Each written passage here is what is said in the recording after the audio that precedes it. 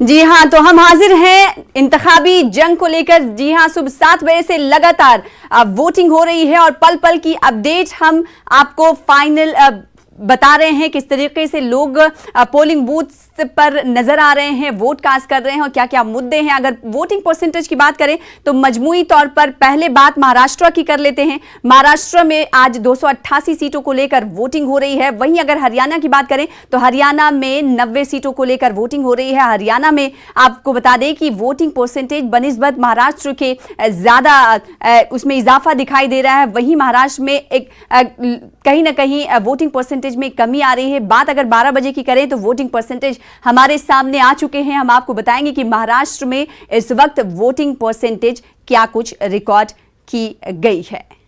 धुले की बात करें, अगर महाराष्ट्र के शहर, महाराष्ट्र के जिले धुले की बात करें तो धुले में किस तरह की वोटिंग परसेंटेज है वो हम आपको ग्राफिक्स के जरिए बताने की कोशिश करेंगे। अब तक 11 बजे तक का परसेंटेज हम आपको बता रहे हैं, हालांकि 12 बज चुके हैं। अभी तक 12 बजे तक की वोटिंग परसेंटेज नहीं बल्कि 11 बजे तक की वोटिंग परसेंटेज टीवी स्क्रीन पर हम आपको सीधे तौर पर दिखा रहे। 25% वोटिंग परसेंटेज दर्ज की गई है महाराष्ट्र के धुले शहर की, आपको बता रहे हैं। और साथ ही साथ इसी तरीके से दिगर जिलों की भी असेंबली सीट्स की हम आपको दिखा रहे हैं। इस वक्त टीवी स्क्रीन पर आप जो देख रहे हैं वोटिंग परसेंटेज वो जलगांव की है। जलगांव में इस वक्त 0% दर्ज किया गया है। काफी हैरत की और हैरानी भरी खबर यह है कि जलगांव में 0% दिखा रहा अब तक का वोटिंग फीसद रिकॉर्ड। यानी महाराष्ट्र में ये कह सकते हैं कहीं ना कहीं नाउम्मीदी दिखाई दे रही है वोटर्स में। कई वजूहात हो सकती है, हालांकि अगर सियासी जानकारों की माने तो उनकी तरफ से कहा जा रहा है कि कई वजूहात हो सकते हैं जिसकी वजह से लोग घर से बाहर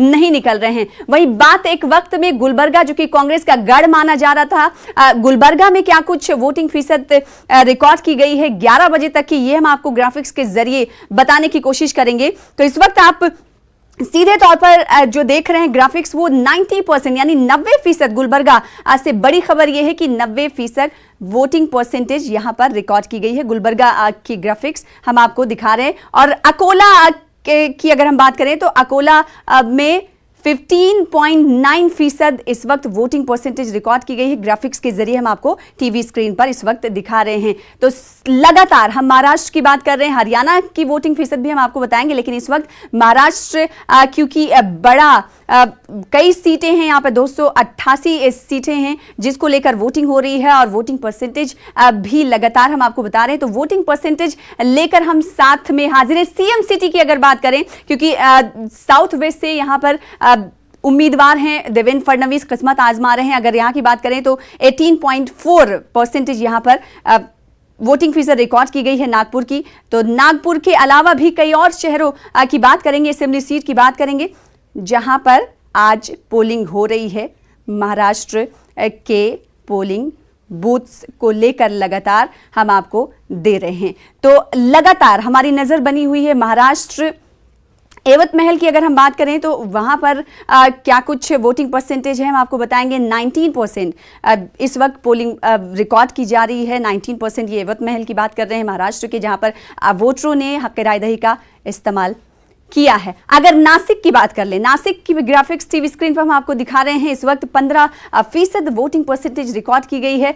तो हर असेंबली सीट की अलग अलग ये वोटिंग परसेंटेज है। अगर बात कोल्हापुर की करें तो कोल्हापुर में क्या कुछ वोटिंग परसेंटेज है वो भी टीवी स्क्रीन पर आपके सामने 21% यहाँ पर पोलिंग परसेंटेज रिकॉर्ड की गई है। तो महाराष्ट्र की लगातार हम आपको तस्वीरें दिखा रहे हैं वोटिंग परसेंटेज की कि क्या कुछ अब तक 11 बजे तक की वोटिंग की तस्वीरें हैं। कि औरंगाबाद की अगर बात करें, इम्तियाज जलील यहाँ से MP हैं। पहले औरंगाबाद से वो रुकने असेंबली भी थे, लेकिन इस बार जब वो लोकसभा के लिए मुंतखब हुए हैं तो यहाँ पर कोई और यहाँ इलेक्ट हो रहा है। यहाँ की अगर हम बात करें तो यहाँ पर वोटिंग फीसद अब तक 15 पहुंचा है। वहीं थाने की बात कर ले तो थाने में क्या कुछ सूरत हाल है वोटिंग की वो जानने की कोशिश करेंगे। ग्राफिक्स के जरिए आपको बता रहे हैं कि 13% वोटिंग फीसद रिकॉर्ड की गई है थाने में। इसी तरीके से दूसरे असेंबली सीट का भी रुख कर लेते हैं, वर्धा की बात कर लेते हैं।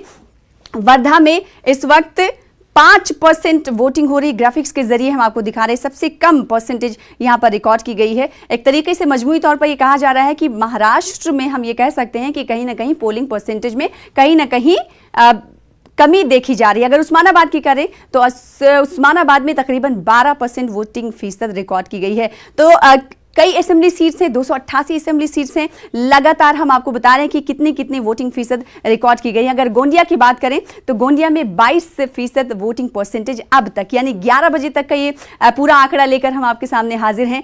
दूसरे असेंबली सीट्स की भी बात करेंगे। लगातार हम बता रहे हैं आपको कि 11 बजे तक किस तरह की वोटिंग फीसद रही है महाराष्ट्र के असेंबली सीटों के लिए। तो महाराष्ट्र की सियासत जो है काफी उसमें दांवपेच हैं। अगर बात बीजेपी और शिवसेना की करें तो दोनों पार्टियों में ही अनबन रहती है, ये किसी से छुपी हुई बात नहीं है।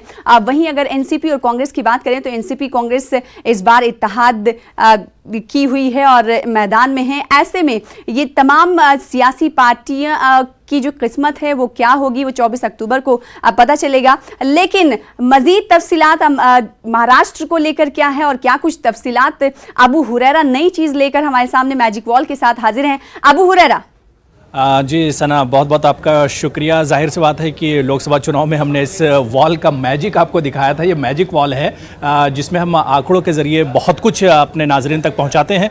आज जाहिर सी बात है कि महाराष्ट्र और हरियाणा 2 रियासतों में असेंबली इंतखाबात के तहत वोट डाले जा रहे हैं। और ख़ास तौर से अगर हम बात करते हैं तो हरियाणा में 90 सीट्स के लिए आज वोट डाले जा रहे हैं। ये हरियाणा की सीटें हैं 90 सीट। और इसके अलावा अगर हम महाराष्ट्र की बात करते हैं तो 288 यानी 288 सीटों के लिए महाराष्ट्र में वोट डाले जा रहे हैं। कुल मिलाकर दोनों रियासतों में अगर हम बात करते हैं तो इन दोनों रियासतों में बीजेपी की सरकार है 2014 से 2019 तक। लेकिन अब एक बार फिर लोगों के सामने अपनी सरकार चुनने का वक्त आ गया। और ऐसे में अगर हरियाणा की बात करते हैं तो यहाँ पर 90 सीटों के लिए आज वोट डाले जा रहे हैं। और हरियाणा से सुबह से ही लेकर लोगों में जोशो खरोश देखा जा रहा है और लोग काफी बड़ी तादाद में निकल रहे हैं। हालांकि महाराष्ट्र में थोड़ा सा जरूर वोटर ने मायूस किया है, लेकिन क्योंकि मुंबई वाले थोड़ा देर में जगते हैं और उसके बाद ही अब कहा जा रहा है कि जैसे जैसे दिन ऊपर चढ़ेगा यहाँ पर लोग निकलेंगे और अपने वोट का इस्तेमाल करेंगे। तो 288 सीटों के लिए महाराष्ट्र में वोट डाले जा रहे हैं। यानी कुल मिलाकर अगर एक एक रियासत की हम बात करें और सबसे पहले अगर हम महाराष्ट्र की जो तस्वीर है उसको अगर हम इस मैजिक वॉल के जरिए समझने की कोशिश करें और सबसे पहले 2014 की अगर हम बात कर लेते हैं तो आप देख सकते हैं कि 2014 में यहाँ पर जो टोटल सीटें हैं महाराष्ट्र की 288 सीटें हैं। इसी तरह से अगर महाराष्ट्र की हम बात करें और 2014 की बात करें तो बीजेपी इत्तेहाद ने कुल 186 सीटें जीती थी। ये बीजेपी इत्तेहाद का आंकड़ा है। जी हाँ, बीजेपी इत्तेहाद में अब 2014 में कौन कौन सी पार्टियां थी वो भी इस मैजिक वॉल के जरिए हम आपको समझा रहे हैं। बीजेपी इत्तेहाद में बीजेपी 122 सीटें बीजेपी ने जीती थी और उसका वोट फीसद जो था वो 28.18% था। इसके अलावा शिवसेना भी इत्तेहाद में, हालांकि चुनाव के वक्त नहीं थी लेकिन चुनाव के बाद वो इत्तेहाद में आ गई थी। तो शिवसेना ने 63 सीटें 2014 में जीती थी और उसका जो पोलिंग फीसद था, वोट शेयर जो था 19.22% था। इसी तरह से एक और पार्टी इनके इत्तेहाद में थी, लेकिन 2 अहम पार्टियां यानी शिवसेना और बीजेपी का इत्तेहाद, कुल इस इत्तेहाद ने, बीजेपी इत्तेहाद ने 186 सीटें 288 सीटों में से जीती थी। तो ये तस्वीर बीजेपी और उसके इत्तेहाद की थी 2014 में तस्वीर। इसके आगे अगर हम बढ़ते हैं और कांग्रेस और इत्तेहाद की बात करते हैं तो कांग्रेस से इत्तेहाद ने 90 सीटें 2014 में जीती थी और उसका वोट शेयर देखिए 37.19% था।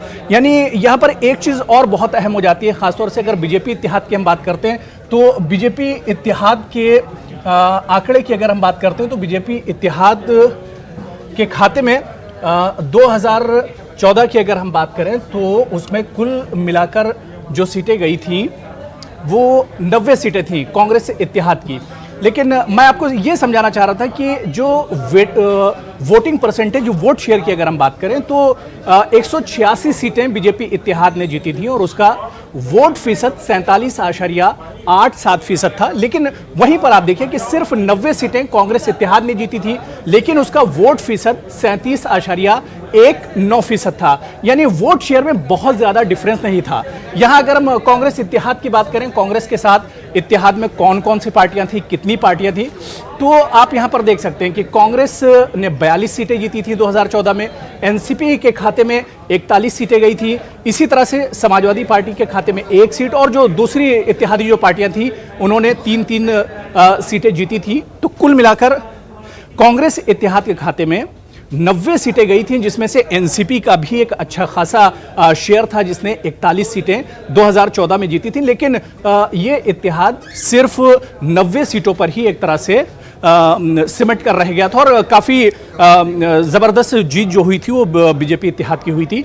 इसके अलावा अगर हम एमआईएम की बात करते हैं, पहली बार महाराष्ट्र की सियासत में एमआईएम ने 2 सीटें जीती थी और उसका वोट शेयर हालांकि बहुत ज़्यादा नहीं था, लेकिन फिर भी 2 सीटें एमआईएम जीत कर आई थी और किसी रियासत में एमआईएम का खाता महाराष्ट्र में एक तरह से खुला था। तो कुल मिलाकर अब सवाल ये उठ रहा है कि जो तस्वीर महाराष्ट्र में 2014 में बीजेपी इत्तेहाद की रही थी, क्या 2019 में भी यही तस्वीर रहेगी?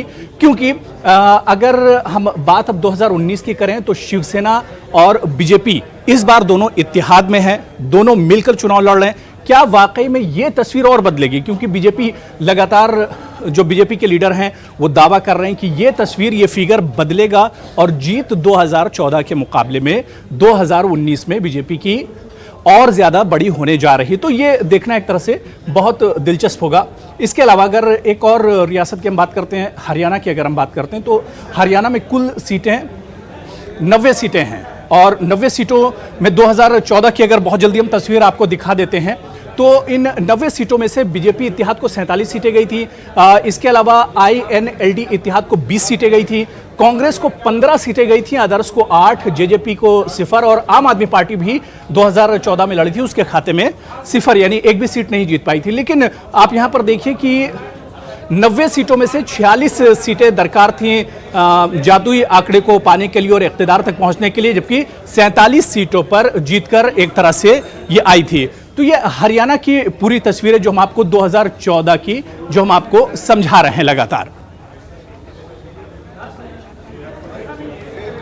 तो जाहिर सी बात है कि बहुत दिलचस्प तस्वीर हरियाणा की भी है, जहां पर 90 सीटों के लिए वोट डाले जा रहे हैं और 2014 की तस्वीर। मैं सना के पास चलना चाहूंगा। सना के पास इस वक्त अपडेट वोटिंग परसेंटेज भी आ गया। जी सना। जी, अब वोटिंग परसेंटेज महाराष्ट्र के ताल्लुक से अपने नाज़रीन को हमने बताया है और अगर बात हरियाणा की करेंगे तो